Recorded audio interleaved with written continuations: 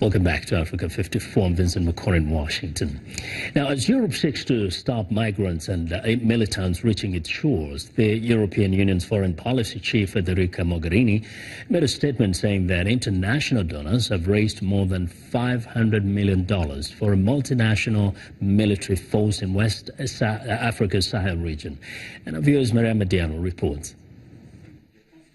The European Union's top diplomat says the $510 million amount pledged at the international conference has exceeded their expectations. It goes beyond initial expectations, thanks to an enormous mobilization, not only of the European Union and its member states, but also of other international partners. Evoking the desperation young people feel in the impoverished Sahel, Niger's president said many of the youth had just two options in life. One is to die at sea rather than dying in front of their mother, like what was said by a young migrant. Or the other choice, to respond to the malicious and manipulative call of terrorist groups in direct connection with criminal activities, weapons trafficking, and drugs. To give hope to the next generation, Luxembourg's prime minister insists on the need to help the Sahel countries. I think we should never forget that Sahel is not that far away. And it's in our interest also that we avoid conflict situation. I was a few weeks ago with my Belgian colleague also and Dutch colleague in Mali. And we should see that the situation is, for the moment, a very difficult situation. For the African Union Commission President, it's crucial to remember that no international action, no matter how strong it is, can substitute the efforts of the countries of the region. By organizing via the G5 a global vision to respond to the multidimensional challenges that this group's countries are faced with, we will have accomplished a useful work in the fight against terrorism. The political will and firm commitment of this region constitutes the walls of this fight. And while the summit was a real success, it's important to plan ahead, said Niger's president. Unfortunately, the resources announced cover costs only for the first year of operations of the G5 Sahel Joint Forces. It's not certain that confrontations between us and the terrorists end in a year. The G5 Sahel group was set up by Burkina Faso, Chad, Mali, Mauritania, and Niger, and plans to coordinate with the UN peacekeeping mission in Mali and France's anti-insurgent Operation Barkhane, whose troops were deployed in the region since intervening in 2013 to beat back an insurgency in northern Mali. Mariama Diallo, VOA News. A new UN report on freedom of opinion and expression in South Sudan has revealed that restrictions are stifling room for debate and dissent and having a negative effect on free speech and human rights. Many civilians, particularly journalists, are reportedly being targeted, as a report on the conflict that has raged across the country for almost 5 years.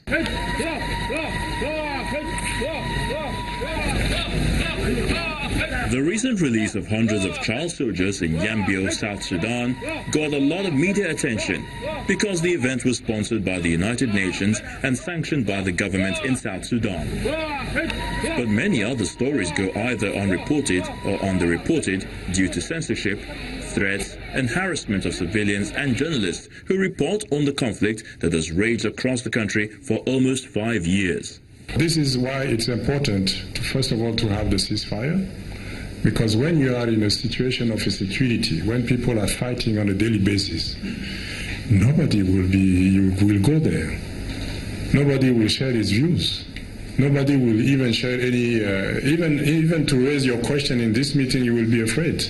A new UN report on freedom of opinion and expression has revealed that such restrictions are having a negative effect on information dissemination and freedom of speech. It identifies 60 verified incidents which violate the legitimate right to freedom of expression of 102 victims, including 17 women from July 2016 to December 2017. These incidents include the killing of 2 people, the arbitrary arrest and detention of 58 others, 16 people dismissed from their jobs, the closure or suspension of media houses, censorship of newspaper articles, and the blocking of websites. It is vital that the voices of all people of South Sudan are heard so that genuine, inclusive and durable peace can be achieved. All parties to the conflict must respect people's right to freedom of expression regardless of their ethnicity, beliefs or political views. The report says government security forces were responsible for 2/3 of the cases, including the National Security Service, which has broad powers of surveillance, arrest and detention. There are ongoing incidents of hate speech, but also examples of claims of hate speech being used as an excuse to censor free speech. Unfortunately, hate speech is a reality in South Sudan. Inflammatory language and hate speech continue to target individuals and communities based on their ethnicity, perceived beliefs, or political views.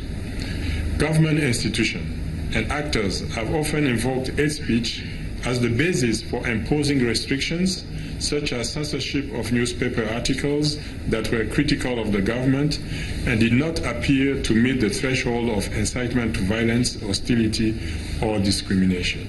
Reconciliation processes are underway internally and locally. Given the importance of these peace initiatives, it is vital that civil society actors, journalists and others can operate freely. We accept that these are extraordinary circumstances in South Sudan, but at the same time, if we're looking to foster peace and the ability for people to have to be involved in a free and democratic society, then freedom of expression has to be at the cornerstone of that. The report makes a number of recommendations, including ensuring security forces do not infringe on the legitimate right to freedom of expression and that mechanisms to combat hate speech are strengthened. It also calls on all armed forces to guarantee the protection of journalists, civil society and human rights defenders and respect their right to monitor and report on the conflict. It's time now for a short break, and we'd like to remind you to visit our website, channelstv.com, for news and other programming around the clock.